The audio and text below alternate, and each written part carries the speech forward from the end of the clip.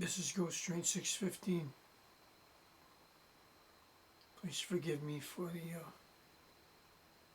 omission of the usual beginning to the Patriots.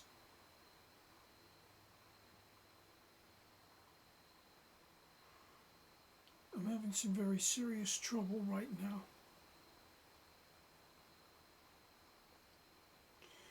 And I want this to be known if something happens to me.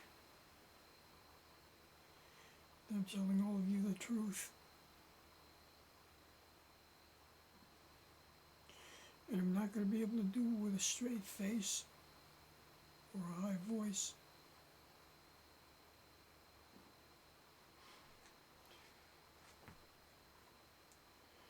Both my mind and my sanity are slipping away. And I want to tell you why. All of it.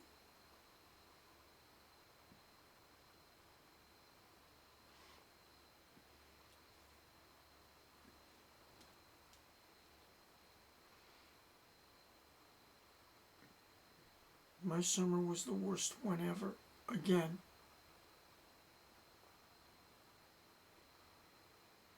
And I had one drink taken away from me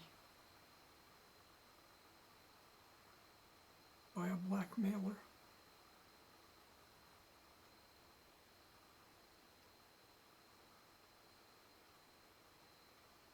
And it involved a former co-worker.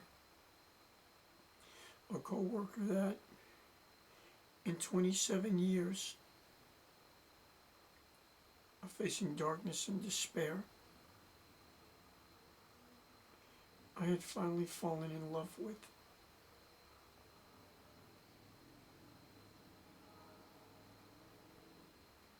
Her name was Felicia.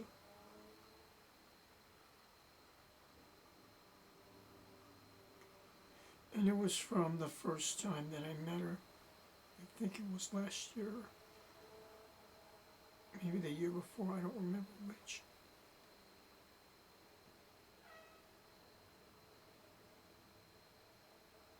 Then I was thunderstruck. The thunderbolt found me.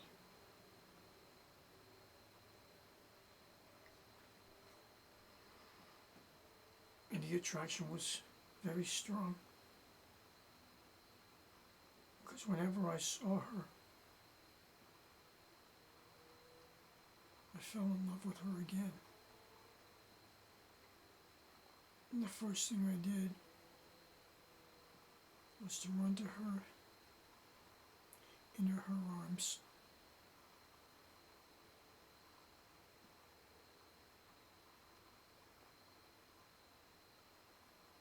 She was a sweet girl, a kind girl. And she was somebody whose honor I defended. I worked alongside of her. I did anything she asked me. And if she was in trouble, I would muster up whatever strength I had left to the last breath to go fight for her.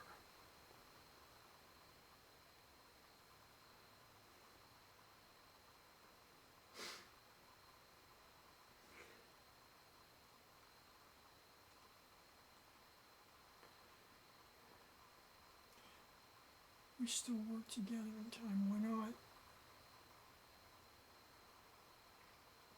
And we were getting close to each other. And as I stated, she made me fall in love with her again and again. And I never told her no.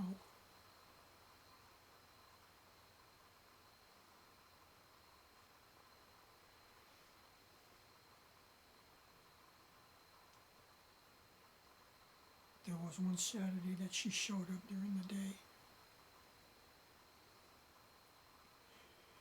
She walked in.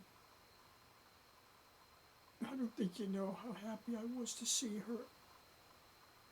I got up from where I was sitting at and ran into her arms. And that same day I bought her some white roses.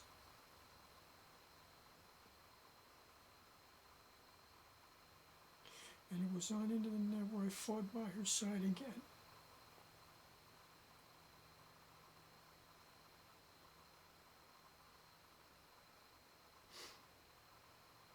It happened this past June, maybe the second week, after an incident I had which resulted in me getting an ambulance ride. The weekend after, it was a Friday night, we had an argument. We went at each other instead of talking to each other, and it blew things apart. And those were the worst 2 weeks ever that I had to endure. It was the Wednesday of the second week that she had unexpectedly showed up.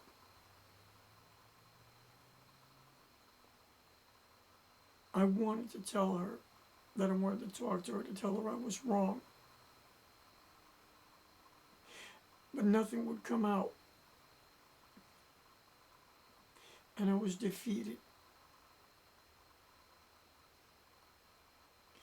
2 days go by to Friday. We apologized to each other. We reconciled.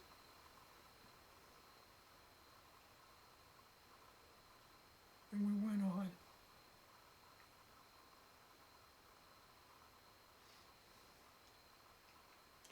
And it was around 4th of July weekend.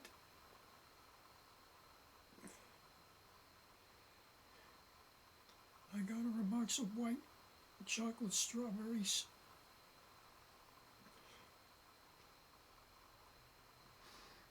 She was so thrilled to see them that she called me into the bar. We were in each other's arms again.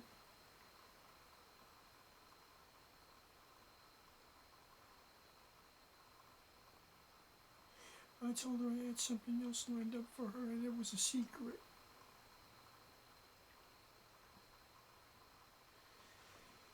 I went to a source somewhere in Hartford for help. He and his wife helped me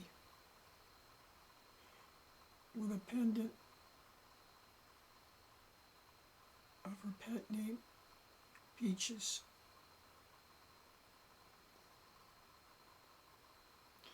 I then decided to present it to her sometime later. When I did,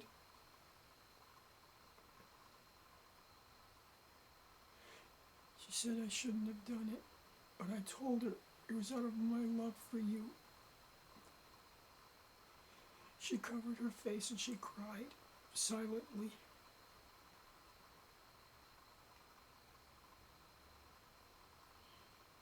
I then put the pendant on her, and that was the last thing I remember. Things went wrong.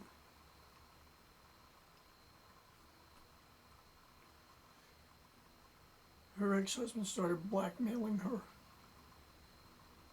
telling her that if she continued to work at the bar, she was going to get cut off on child support. Yes, she has children. She then left the bar, and I never saw her again. At least not until maybe a week later. Somebody called her. Somebody told her that I'd fallen by the wayside. I faltered because I was doing a bottle service to the back room, to the VIP room. And when I brought the tray to the room, there she was, out of nowhere. I had to put the tray down.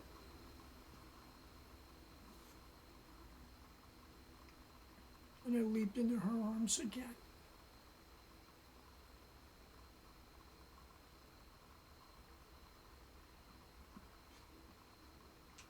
And I tried to hold back my tears. I was back in love with her again.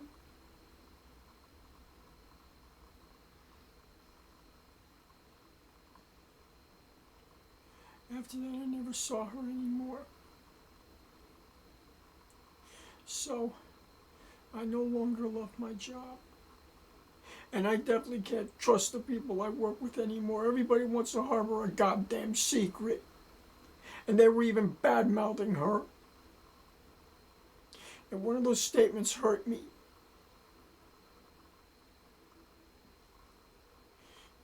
And I think it was my dad that told me, don't believe anything anyone says, even if it's the first time. They have to have something to back it.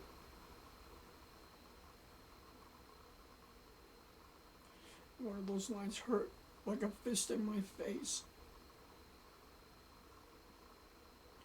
My little sister is Jeanette Nieves.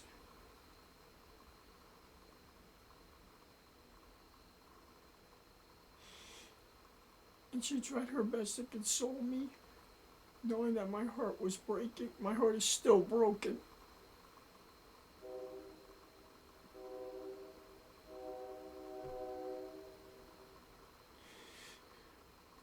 Now I'm in fear of what she might have done. I asked the only other person I trust at my job if he's heard anything from her.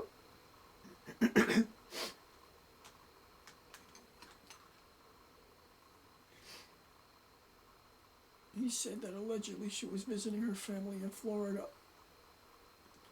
That's what I'm in fear of. She could have gone back by now. And I don't know where that leaves me. And the holidays are the worst thing I have to face. And I faced them by myself for 27 years. I can't stand Thanksgiving, I can't stand Christmas, and I can't stand New Year's. Because I faced them alone. There's a certain day in January that I might end up facing alone. And then the worst of them all, Valentine's Day. And that's another day that I hate more than anything.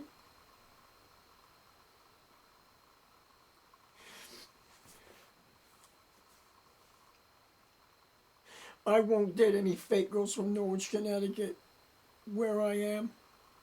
Whereas this town is full of losers, fat pigs, mutts,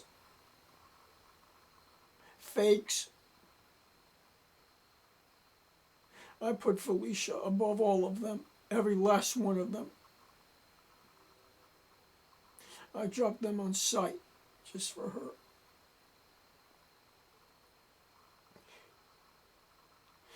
And it's just that I'm missing her so much.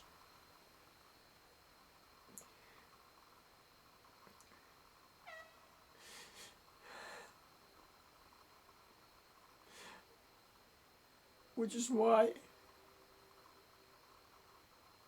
I won't have much more left. I have to make it stop. It has to stop. Nobody at my job can be trusted. I hate my fucking job. Because all it is a consequence. I just look at the spot where Felicia used to stand in that bar. And it reminds me of her.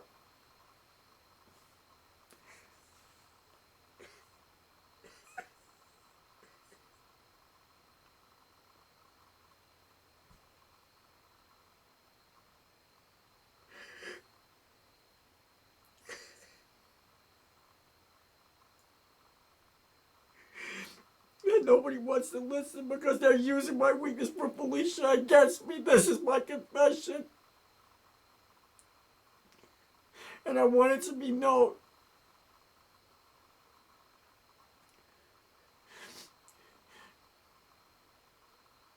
Modelo's isn't what it used to be for me.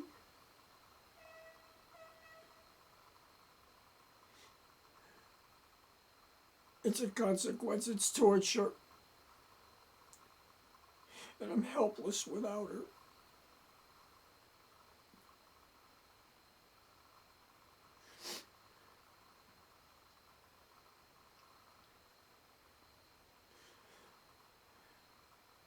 I want to put this on pause a minute. Let me see if I can.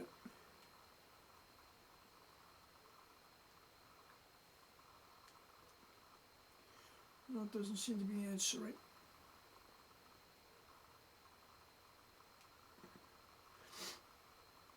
Look, I'm gonna have to take it off the cord. I want to show you something.